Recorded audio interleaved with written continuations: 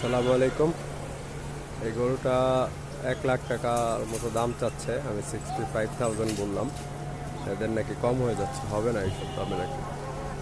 এবার গরুর দাম আপনার হাতির দামের মতো করে কিনতে হবে, খুব সাবধান দেখে শুনে কিনবেন। গরু দিয়ে ভরপুর এখন হাট। এগুলো ছোট ছোট সাইজের গরু, লাখের নিচে যারা বাজেট আছে। স্কুলের ছাত্ররা এসে দেখতেছে।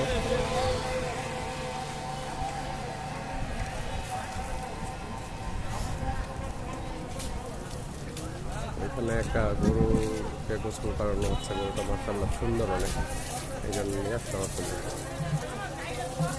সুঠাম দেহের গরু।